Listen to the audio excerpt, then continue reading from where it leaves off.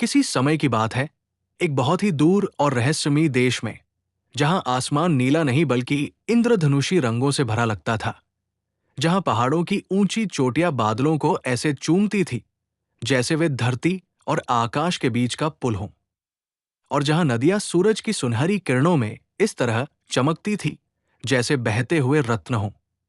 वहां एक छोटा लेकिन अद्भुत साम्राज्य था जिसका नाम था चंद्रनगर। ये साम्राज्य सुंदरता, शांति और प्रेम के लिए प्रसिद्ध था। यहाँ के लोग मेहनती, सरल और दिल के साफ थे। इस राज्य की सबसे अनोखी पहचान उसका रात्रि का आकाश था। जैसे ही सूरज ढलता, चंद्रनगर के ऊपर फैलता आसमान मानो अनगिनत दीपकों की तरह चमकते सितारों से भर जाता। उन सितारों की रोशनी में जादू था। उनका हर एक तारा किसी न किसी रहस्य को छुपाए था। चंद्रनगर के राजमहल में रहती थी एक राजकुमारी, तारा। तारा न केवल अपनी सुंदरता के लिए जानी जाती थी, बल्कि अपने दयालु, संवेदनशील और साहसी हृदय के लिए भी सबकी प्यारी थी। वो अक्सर अपने महल की छत पर खड़ी होकर सितारों को निहारती, उनसे बातें करती जैसे वे उसके पुराने दोस्त हों। लोग कहते थे कि तारा के पास एक विशेष शक्ति है। वो सितारों की भाषा समझ सकती है। जब कभी किसी का दिल टूटा होता या कोई मुसीबत आती, लोग तारा के पास जाते और तारा सितारों से कुछ फुसफुसाती, फिर उन्हें कोई ऐसा हल देती जिससे उनका दुख कम हो जाता। लोगों को लगता था मानो सितारे ही तारा को ज्ञान और शक्ति देते हों। एक दिन तारा जब महल की ऊंची छत पर खड़ी होकर आसमान की ओर देख रही थी, तो उसने कुछ अजीब देखा। सामान्य दिनों की तरह सितारों की भीड़ नहीं थी। कई सितारे मानो गायब हो गए थे। जो बच भी गए थे, उनकी चमक भी कमजोर पड़ रही थी। चंद्रनगर की रातें, जो कभी चांदी की तरह उजली लगती थी, अब धीरे धीरे अंधेरी और उदास होने लगी। तारा का दिल धक धक करने लगा। उसे समझ नहीं आया कि ये कैसा अनहोनी संकेत है। उसने तुरंत अपने पिता, राजा चंद्रसेन, से मिलने का निर्णय लिया। पिताजी, तारा ने चिंतित स्वर में कहा, हमारे आकाश के सितारे गायब हो रहे हैं। उनकी चमक फीकी पड़ रही है। मुझे लगता है कि इसके पीछे कोई गहरी और जादुई वजह है। राजा चंद्रसेन अपनी बेटी की बुद्धिमत्ता और साहस पर गर्व करते थे। उन्होंने गंभीर होकर तारा की बातें सुनी और बोले, तारा, तुम हमेशा से इस राज्य की ताकत रही हो। अगर तुम्हें लगता है कि सितारों को बचाने की जरूरत है, तो मैं तुम्हें नहीं रोकूंगा। पर ध्यान रहे, ये रास्ता आसान नहीं होगा। अंधेरे और बुराई की ताकतें भी अपने अपने जाल बिछाए बैठी होंगी। तारा ने ठान लिया कि चाहे कुछ भी हो, वो सितारों को बचाएगी। उसने अपने साथ सिर्फ एक छोटा सा झोला लिया, जिसमें कुछ रोटियां, पानी की बोतल और उसकी मां की दी हुई पुरानी किताब थी, जिसमें जादुई मंत्र और नक्शे लिखे थे। उसने अपने प्यारे सफेद घोड़े चांदनी को तैयार किया, जिसकी अयाल चांदी जैसी चमकती थी और जिसकी आंखों में भी सितारों सी चमक थी। घना जंगल, पहाड़ और अनजाने रास्ते, यही तारा की पहली मंजिल थी। वो जैसे ही चंद्रनगर के बाहर पहुंची, जंगल का अंधेरा उसे घेरने लगा। दिन में भी वहां एक रहस्यमयी छाया रहती थी, मानो कोई अदृश्य शक्ति हर कदम पर नजर रख रही हो। फिर भी तारा का हौसला कम नहीं हुआ। घोड़े की टापों की आवाज के बीच उसे दूर एक बूढ़ी औरत दिखी, जो एक प्राचीन पेड़ के नीचे बैठी थी। उसकी आंखों में सितारों जैसी चमक थी और उसका चेहरा रहस्य भरा मगर शांत लग रहा था। कौन हो तुम, राजकुमारी? बूढ़ी औरत ने पूछा। मैं तारा हूं, चंद्रनगर की राजकुमारी। मैं उन सितारों को बचाने निकली हूं जो आकाश से गायब हो रहे हैं। तारा ने बिना झिझक जवाब दिया। बूढ़ी औरत हल्की मुस्कान के साथ बोली, तुम्हारा हृदय सच्चा है, लेकिन सितारों को बचाने के लिए तुम्हें 3 जादुई सितारों को खोजना होगा। उन्हें दुष्ट जादूगर कालरात्रि ने चुरा लिया है। वो इन सितारों की शक्ति से दुनिया पर राज करना चाहता है। मुझे बताइए कि मैं ये सितारे कहाँ पा सकती हूं? तारा ने उत्सुकता से पूछा।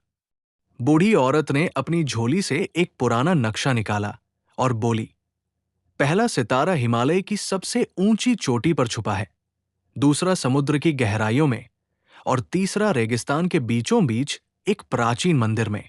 सावधान रहना, कालरात्रि के जादुई प्राणी हर जगह तुम्हारा पीछा करेंगे। ये लो, ये ताबीज तुम्हें अंधेरे के जादू से बचाएगा। तारा ने ताबीज को गले में पहन लिया। जैसे ही वो आगे बढ़ी, उसके दिल में एक नई शक्ति का संचार हुआ। हिमालय की चोटी तक का सफर आसान नहीं था। बर्फीली हवाएं, खतरनाक चट्टानें और अनगिनत जोखिम हर कदम पर उसका इंतजार कर रहे थे। लेकिन तारा का निश्चय अटल था। रास्ते में उसने घोड़े चांदनी को सहलाया और बोली, हमें ये करना ही होगा। कई दिनों की चढ़ाई के बाद वो सितारा शिखर पहुंची। वहां ठंडी हवा तीर की तरह चुभ रही थी। तभी अचानक एक विशाल बर्फीला भेड़िया उसके सामने आ गया। उसकी आंखें लाल थी और उसके दांत बर्फ के खंजर जैसे चमक रहे थे। तू कौन है जो मेरे रास्ते में आई है? भेड़िए ने गुर्राकर कहा, मैं तारा हूं और मैं जादुई सितारा लेने आई हूं। मुझे रोकने की कोशिश मत करो, तारा ने दृढ़ता से कहा। भेड़िया हंसा और उस पर झपटा।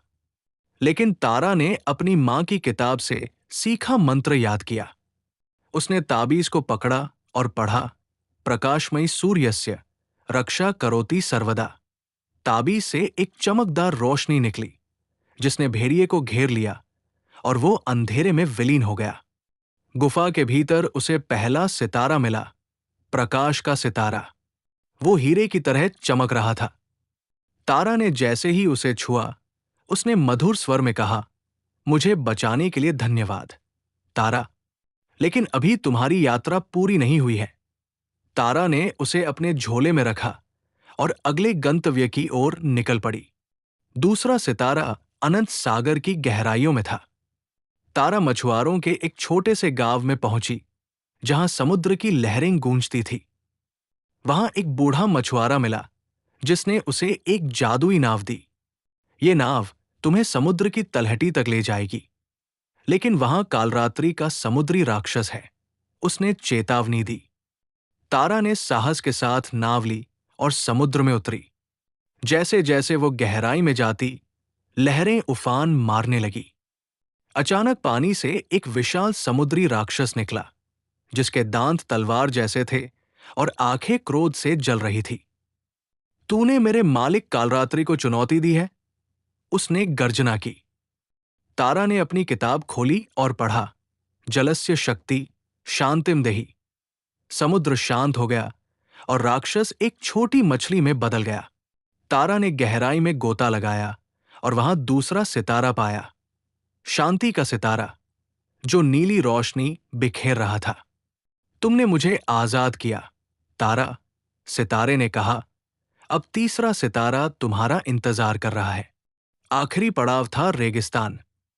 जलते रेत के टीलों और तेज हवाओं ने उसका रास्ता कठिन बना दिया।